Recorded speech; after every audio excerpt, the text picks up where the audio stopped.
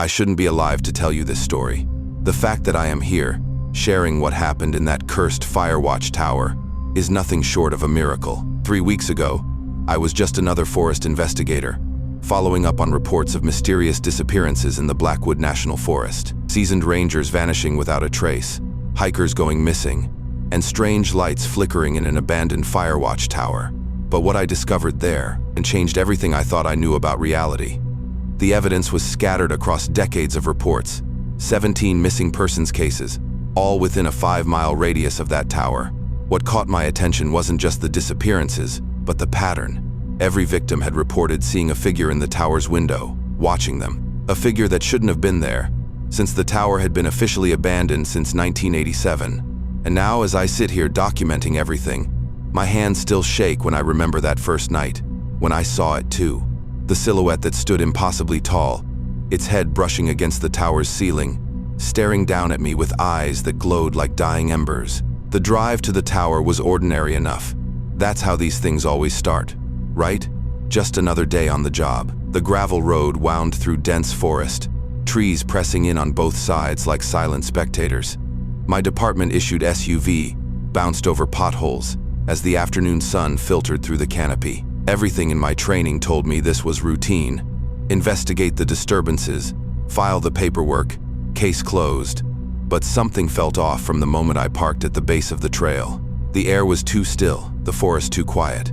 No birdsong, no rustling leaves, just a heavy silence that seemed to watch my every move. The tower loomed above the tree line, its metal frame oxidized to a deep rust red that looked uncomfortably like dried blood in the fading light. I checked my gear one last time: camera, flashlight, satellite phone, and the case file containing decades of incident reports. As I started up the trail, a cold wind whipped through the trees, carrying what sounded like whispers. I told myself it was just the breeze. I know better now. The first real warning came when I reached the tower's base. My equipment started malfunctioning. The satellite phone lost signal, my digital camera turned itself on and off, and my flashlight flickered erratically. But what really made my skin crawl were the markings. Ancient symbols carved into the tower's support beams, worn by time but still visible. They formed patterns I'd never seen in any textbook or report.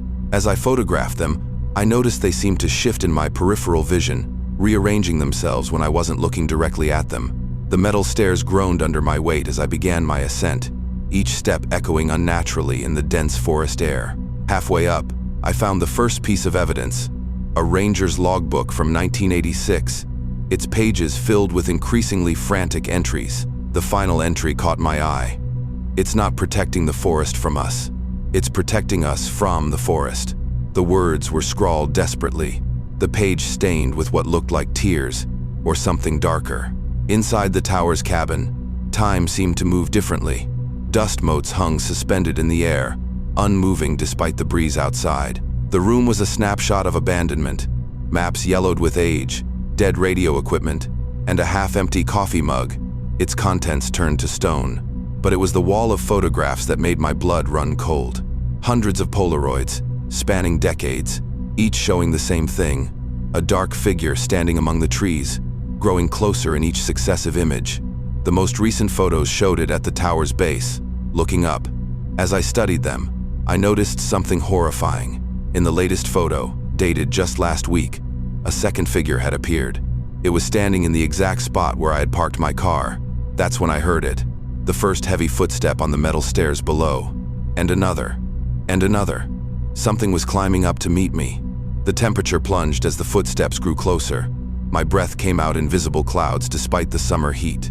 Through the window, I could see the forest had changed. The trees seemed to pulse with an inner light, their branches reaching toward the tower like grasping fingers. When the door finally opened, I wasn't prepared for what entered. It wasn't a monster, not in the traditional sense. It was nature itself given form.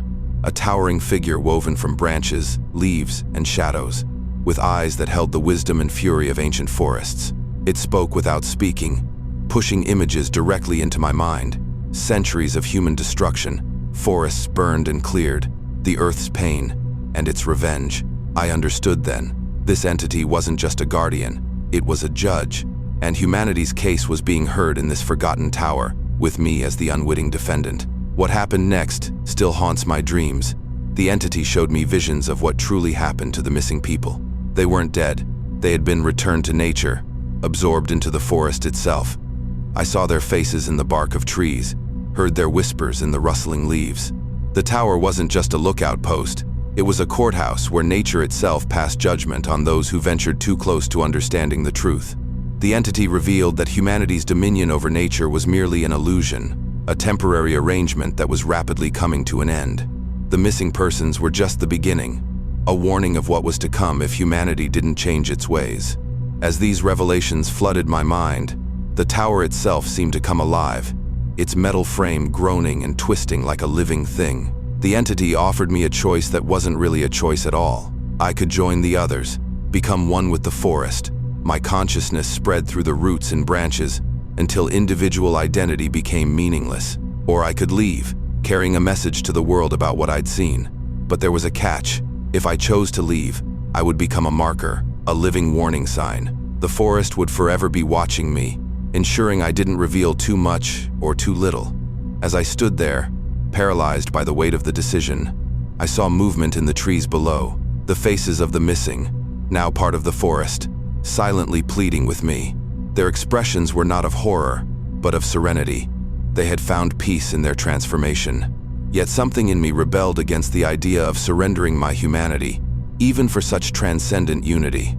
I chose to leave, to become the messenger. That's why I am sharing this story now, walking the razor's edge between warning and revelation. The entity let me go, but not before marking me. If you look closely at any photo of me, you'll see a shadow that doesn't quite match the lighting, a darkness that moves independently of my body. I know they're always watching. Sometimes when I am alone, I hear whispers from the houseplants in my apartment. The trees on my street bend toward my windows, their branches tapping messages in a code I am beginning to understand. The forest is growing impatient with humanity's destructive ways. The missing persons were just the beginning. The tower still stands, waiting for the next investigator, the next judgment. And if you ever find yourself in the Blackwood National Forest and see a light in that abandoned tower, run. Or better yet, listen. The choice they offer might be humanity's last chance.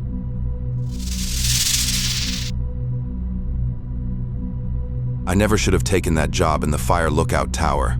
What I discovered there, it still haunts me to this day. I keep telling myself it wasn't real, that I imagined everything, but the nightmares won't stop.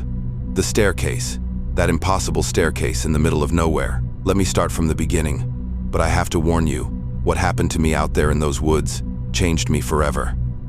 I was desperate for money and needed to get away from everything.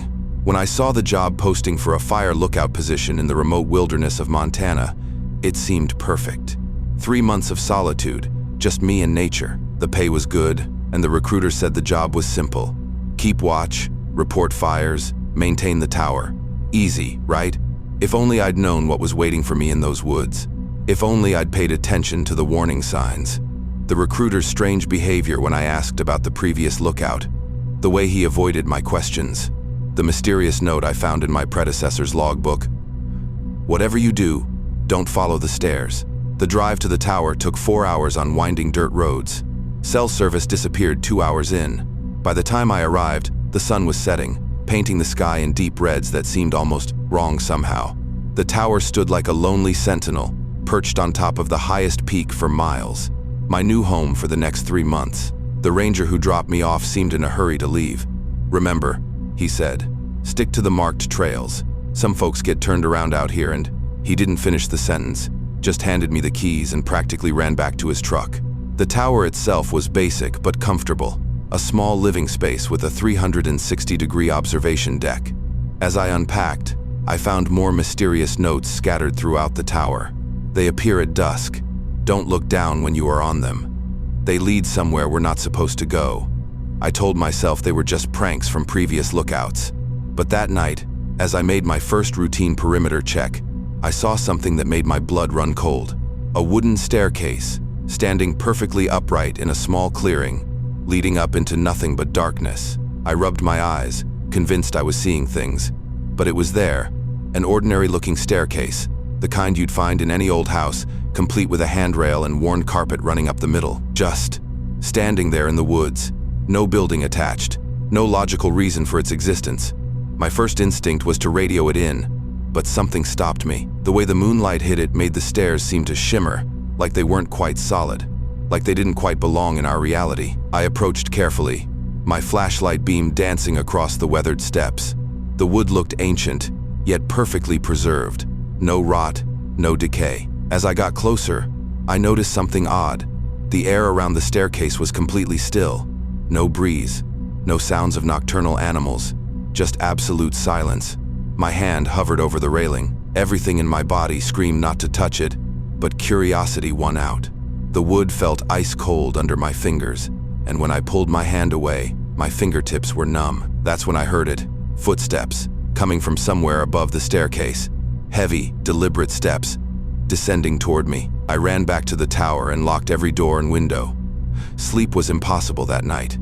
I kept seeing shadows moving past the windows, hearing whispers just on the edge of comprehension.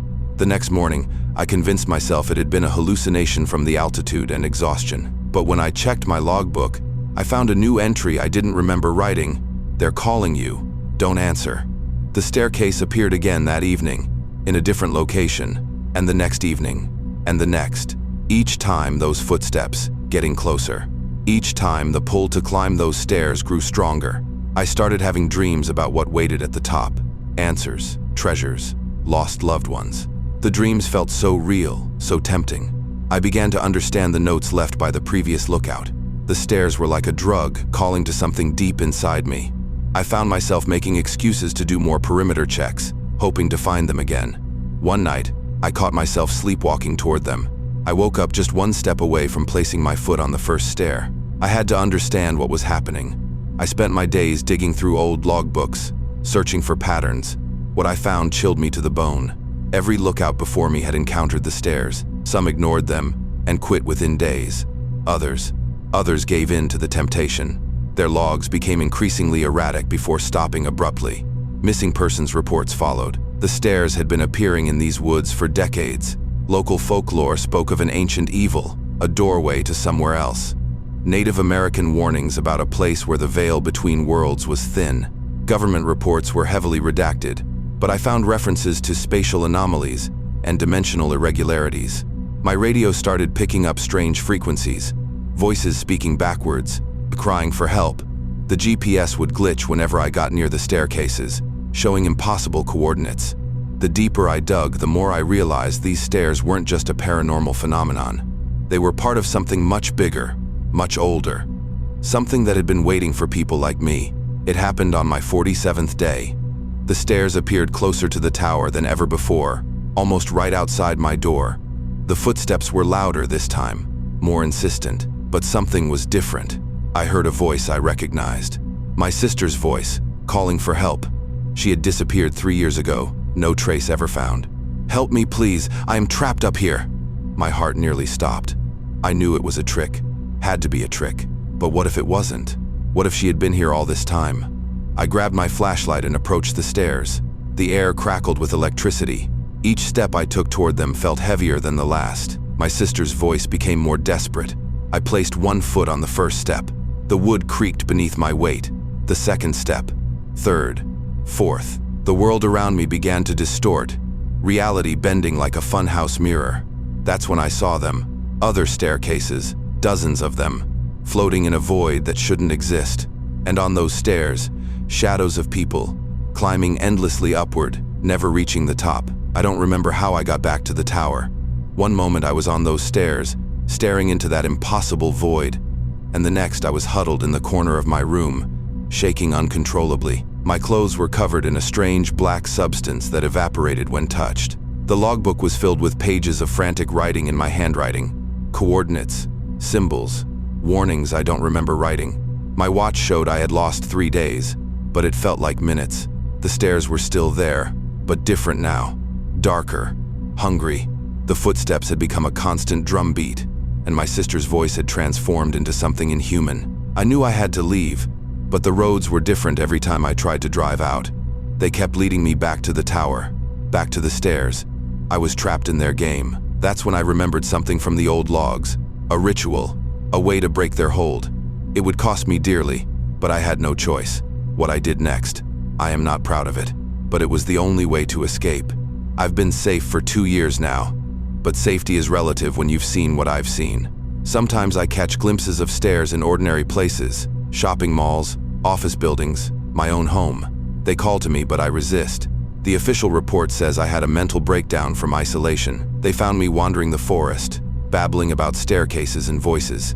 The tower burned down that night. They blamed it on a lightning strike, but we both know what really happened. I still get letters though. Notes with no return address containing only coordinates. Each one marks the location of another disappearance, another person who found the stairs. I burn every letter, but I can't burn the truth. The stairs are still out there, waiting. And sometimes late at night I hear footsteps coming up my staircase, but I never look. I never check, because I know that one day, when I do, they'll be there. And this time, I might not be strong enough to resist. The radio crackled to life at 3 a.m. Through the static, I heard screaming. Not human screaming, but something worse. I'd been a fire lookout for just 3 days at Tower 14, and already I knew something was terribly wrong. The Forest Service handbook mentioned everything about spotting smoke patterns and monitoring weather conditions, but nothing about the shadows that moved against the wind. Nothing about the footprints I found yesterday morning, massive and misshapen, with too many toes.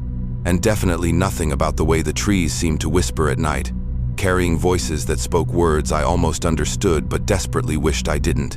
I grabbed my flashlight and logbook, hands trembling. The screaming had stopped, but the silence that followed was somehow worse. Looking out my tower window, I saw it, a red light moving through the trees, pulsing like a heartbeat. It wasn't a campfire, it wasn't a flashlight, and it was getting closer to my tower. This job was supposed to be my escape. After my sister's disappearance last year, I couldn't handle the pitying looks and whispered conversations anymore. When I saw the posting for a fire lookout position in the remote wilderness of Montana, it seemed perfect. 3 months alone in a tower, just me and the endless forest. The park ranger who trained me, Dave, seemed nervous when he mentioned Tower 14's history. "We've had trouble keeping people here," he said, avoiding eye contact. "Just keep your radio on." He left before I could ask questions, his truck kicking up dust on the service road. That first sunset was beautiful, but as darkness fell, I noticed something odd. The wildlife went completely silent. No crickets, no owls, nothing. Just dead silence and that feeling of being watched. That night, I dreamed of my sister. She was standing in the forest, pointing at something behind the trees, her mouth moving without sound. By day 4, I started noticing patterns. The red light always appeared between 3 a.m. and 4 a.m., what locals called the Devil's Hour.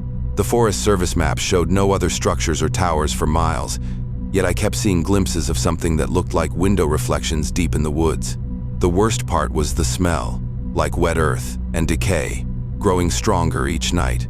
I tried radioing Dave, but only got static and strange frequencies that sounded like backwards singing. Then I found the carvings. They were everywhere, crude symbols etched into the trees surrounding my tower. Some looked ancient, others freshly cut. I photographed them and compared them to my sister's last journal entry, the one where she described seeing similar markings before she vanished. My hands shook as I realized they were identical. The rangers never found her body. They said she must have gotten lost hiking, but now I knew better. She'd found something out here, something that didn't want to be discovered. Last night changed everything. The red light came again, but this time it brought something with it. I heard heavy footsteps circling my tower, each step making the whole structure creak. Whatever it was massive. I killed my lights and huddled in the corner, watching through the gaps in the floorboards. Something was dragging itself around the base of the tower, leaving behind a trail of thick, black liquid that glowed faintly in the moonlight. The radio suddenly burst to life, playing fragments of old transmissions. I recognized my sister's voice among them, her last known radio call before disappearing. "They're not trees. They're not. Oh God, they're moving." The message cut off with a scream that made my blood freeze. That's when I noticed the black liquid was slowly creeping up the tower's supports, like it was alive, searching for a way in. I spent the next day researching Tower 14's history at the ranger station's archives. What I found made me wish I hadn't. Since 1952, 14 lookouts have vanished without a trace. Each disappearance happened on the same date, tomorrow's date. The final radio transmissions were always the same. Reports of moving trees, strange lights, and something massive walking upright through the forest. But it was the old photograph that really shook me. Dated 1951, it showed Tower 14 surrounded by normal forest. But in the background, barely visible, stood a figure at least 20 feet tall, its body twisted and wrong, with too many limbs bent at impossible angles. Its head was turned directly toward the camera, revealing nothing but darkness where a face should be. The photo was labeled, "Last known image of original lookout crew, all missing, presumed dead." The pieces started falling into place. The symbols, the disappearances, the moving trees, they were all connected to something ancient, something that had been here long before the Forest Service built their towers. I found an old journal from a Native American tracker who'd investigated the area in the 1800s. He described a place where the veil between worlds was thin, where things could cross over during certain celestial alignments. The locals called it the Hungry Forest. They said it wasn't the trees that were alive, but something living inside them, wearing them like skin. As I read this, the tower's radio picked up a new transmission. Through the static, I heard my sister's voice, current and clear. "I found a way out, but I can't leave. It won't let me. You need to find the original tower, the real Tower 14. This one is just a copy it made to lure us in." I packed my gear and started hiking toward the coordinates I'd found in the old records. The real Tower 14 should have been demolished in 1951, but I could see its silhouette through the trees, impossibly intact. As I got closer, the air grew thick and syrupy, like walking through invisible cobwebs. The tower was covered in those symbols, glowing faintly with a sickly green light. Inside, I found hundreds of personal belongings, watches, wallets, radios, all belonging to the missing lookouts. And there was my sister's backpack, covered in that black liquid, but still containing her final journal entry. They're collectors. They keep us alive, watching, always watching. The trees are their eyes, the towers are their hands, and we're just their newest exhibits. That's when I heard it, that massive, dragging sound coming up the stairs. I finally understood why my sister never left, why none of them ever left. I am recording this from inside the real Tower 14, and I don't have much time left. The thing outside is almost here. I can see its shadow through the wall, shifting, flowing, like smoke given solid form. The trees around the tower are moving, their trunks splitting open to reveal things that look like faces, all wearing the same hungry expression. I know now why this place needs fire lookouts. They're not watching for fires, they're watching us, collecting us, adding us to their forest. If you are reading this, stay away from Tower 14, both of them. The job posting will go up again soon, offering good pay and solitude. But remember, when you look out over those trees, something is looking back, and it's been waiting for you for a very, very long time. This is my final report from Tower 14. If you hear screaming in the forest at night, don't look for it. That's just us, the Watchers, doing our job, forever. I never thought a job posting could change my life forever. The position seemed perfect. Fire lookout at Blackwood Forest, deep in the wilderness, complete solitude, decent pay, and a chance to escape my hectic city life. But something felt off from the moment I arrived. The ranger who drove me to the tower barely spoke, just handed me a weathered envelope and mumbled, "Follow these exactly." Inside was a handwritten list of rules. Not safety protocols or emergency procedures. These were different. Never answer the radio after sunset, even if they use your name. Don't look at the tree line when the birds stop singing. If you hear humming from the basement, lock yourself in the bathroom until sunrise. Basement? The tower didn't have a basement. I laughed it off as a prank from the previous lookout. But that night, as the sun dipped below the horizon, my radio crackled to life. Through the static, I heard a voice that sounded exactly like mine, begging for help. The rules seemed ridiculous, but something in my gut told me to follow them. That first night tested everything I believed about reality. After the radio incident, I heard footsteps circling the tower. Not animal footsteps, these were deliberate, human-like, but I was supposed to be alone up here. Rule number 4. If you hear footsteps at night, do not look outside. Count to 100 and recite your full name backward. I did exactly that. hands trembling, sweat dripping down my neck. The footsteps stopped at 98. When I finished, I heard a soft thud against my door, like something being left behind. The rules were clear: wait until sunrise to check. When morning came, I found a black and white photograph. It showed me, sleeping in my bed from last night. But I was alone in the tower. Nobody could have taken that picture. On the back was written in childish handwriting, "Welcome to your new home. We've been waiting." As days passed, things got weirder. Rule 7. If the forest goes completely silent at noon, close all windows and doors immediately. It happened on my 4th day. The constant buzz of insects, bird calls, and rustling leaves just stopped. The silence was deafening. I rushed to secure the tower, heart pounding. Through the window, I watched as the trees began to move against the wind, bending inward, forming a perfect circle around my tower. Then came the whispers, hundreds of voices speaking in languages I'd never heard. They lasted exactly 3 minutes before everything snapped back to normal. That evening, I found new rules added to my list, written in fresh ink. Don't try to radio for help on Thursdays. Never use the word leave out loud. If you see yourself walking in the forest, close your eyes and sing happy birthday 3 times. A week into my stay, someone knocked on my door. Rule 15 explicitly stated, "No one will ever visit you. If someone claims to be from the Forest Service, do not let them in." The man wore a pristine ranger uniform, but something was wrong with his face, like it was slightly out of focus. "Just doing a routine check," he said, voice too smooth, too perfect. "Please, let me in." I refused. He stood there for 6 hours, completely motionless, smiling. Just before sunset, he tilted his head at an impossible angle and said, "You are learning the rules well, but do you know why they exist?" Then he walked backward into the forest, his movements jerky like a rewinding tape. That night, every single mirror in the tower showed a different reflection of me, each one performing different actions. I covered them all, following Rule 23. The radio became my worst nightmare. During approved hours, it worked normally, routine communications with base. But at night, it came alive with voices I knew. My mother begging for help, my best friend screaming in agony, my own voice narrating my exact thoughts in real time. Rule 31.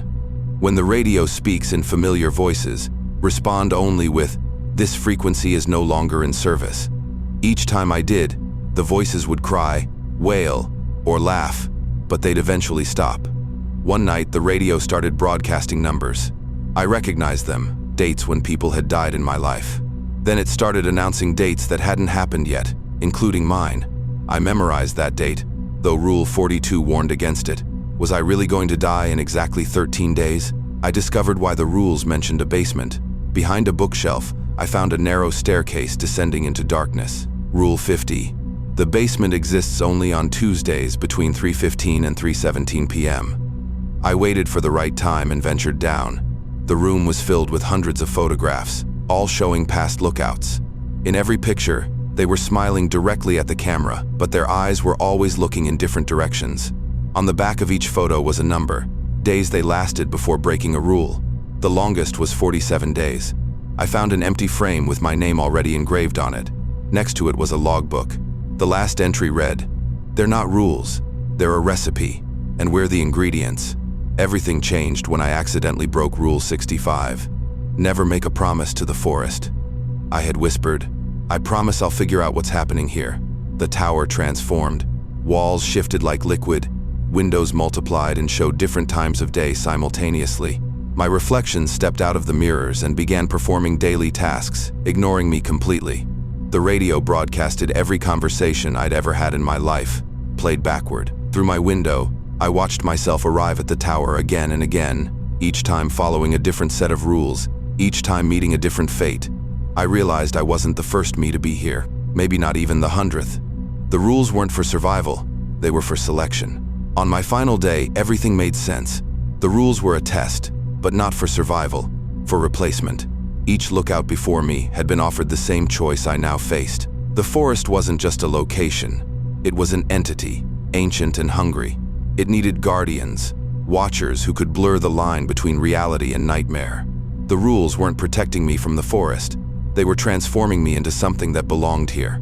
As I write this, My reflection no longer mirrors my movements. The radio speaks in my voice, but I am not talking. I've become part of the forest's consciousness, a single thread in its vast, dark tapestry. To the next lookout who finds these rules, don't try to survive them. That's not the point. They're not meant to keep you safe. They're meant to make you belong. Welcome to your new home. We've been waiting. I never thought my dream job would become my worst nightmare. That morning started like any other day in my fire tower. Just me, my coffee, and the endless sea of pine trees stretching to the horizon. But when I heard that first knock on my tower door, 80 feet up in the air, everything changed.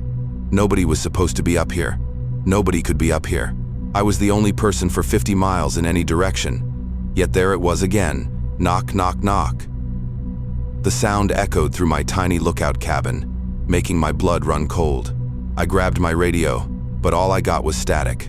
The knocking got louder, more insistent. Through the window, I could see the sun setting, painting the sky blood red. That's when I noticed something else. All the birds had gone silent. The forest below was dead quiet. In my 6 months as a fire tower lookout, I'd never experienced anything like this. I reached for the door handle, my hand trembling. Sometimes, I wish I had never opened that door. Sometimes, I wish I had never taken this job at all. The isolation never bothered me before. In fact, it's why I took the job. After my husband died, I needed to escape, to find peace in solitude. The Forest Service warned me about the challenges. No electricity except for my radio and equipment. No running water. Just me and my duties watching for smoke signals across the wilderness. My little octagonal cabin in the sky became my sanctuary. I developed a routine. Wake up at sunrise, check the weather instruments, scan the horizon with my binoculars, log my observations. The days blended together in a peaceful rhythm. But looking back now, I should have noticed the warning signs. The way my radio would sometimes pick up strange frequencies at night, broadcasting fragments of conversations that made no sense. The unexplained footprints I'd find on the stairs some mornings, even though I hadn't left the tower. The shadows I'd catch moving in my peripheral vision, always disappearing when I turned to look. I told myself it was just my imagination, the effects of prolonged isolation. I was wrong, so terribly wrong. It started with small things going missing, my favorite coffee mug, my lucky compass, pages from my logbook. Then came the whispers. At first, they were so faint I thought it was just the wind whistling through the tower's metal frame. But they grew clearer, more distinct. They knew my name. They knew about David, my late husband. Things no one up here could possibly know. The forest itself seemed to change too. The familiar trails I could see from my windows began to shift, like the landscape was rearranging itself when I wasn't looking. One morning, I woke up to find all my maps had been altered. The landmarks were different, the contour lines twisted into impossible shapes. I tried reporting it to base camp, but my radio transmissions became increasingly unreliable. Static would cut in whenever I tried to describe what was happening, and the responses I received made less and less sense. "Stay in the tower," they'd say. "They're coming for you." But who were they? And why couldn't I remember requesting a supply drop that was apparently scheduled for tonight? The supply drop never came. Instead, as darkness fell, I saw lights moving through the trees below, flashlights, dozens of them, all converging on my tower. My radio crackled to life with a message that made my heart stop. "This is base camp. We have no personnel in your area. I repeat, if you see anyone approaching the tower, do not engage. Lock your door and maintain radio contact." But before I could respond, another voice broke through. It was my own voice, transmitting from somewhere in the forest below. "Help me, please. I am lost," it called out. "Someone's chasing me." I knew it was impossible, but there was no mistaking it. I was listening to myself scream for help. The flashlights kept getting closer, and now I could see the figures carrying them weren't walking. They were moving in jerky, unnatural ways, like broken marionettes being pulled by invisible strings. And they were almost at the base of my tower. The stairs began to shake as they started climbing. The metal groaned under their weight, a sound no human footsteps should make. I barricaded myself in the cabin, pushing my small bed against the door. Through the windows, I could see them ascending, dark shapes that seemed to flicker and distort, like bad television reception given form. My radio was going haywire, playing back fragments of every conversation I'd had since arriving at the tower, but backwards and overlapping. The temperature in the cabin plummeted. My breath came out in visible puffs as frost began forming on the windows. The figures reached my level, surrounding the tower on all sides. In the glass, I could finally see their reflections clearly. They wore Forest Service uniforms, but their faces were all wrong. They were my face, twisted and distorted, eyes completely black, mouths frozen in impossible smiles.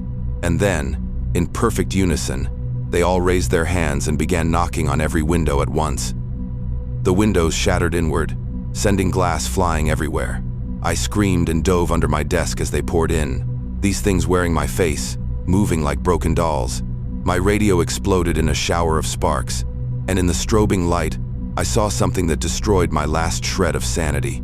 Behind these creatures, standing in the doorway, was myself, not a copy, not a reflection, but me, exactly as I looked 6 months ago when I first arrived at the tower.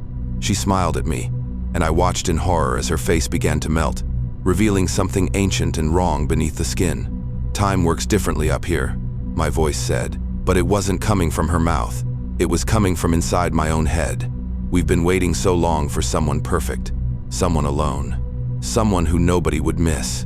The thing wearing my old face stepped closer. "And now we finally have you. All of you. Every version of you that ever set foot in this tower." That's when I understood. Every missing item, every strange radio transmission, every unexplained footprint, they were all mine. I wasn't the first me to live in this tower. I wasn't even the 100th.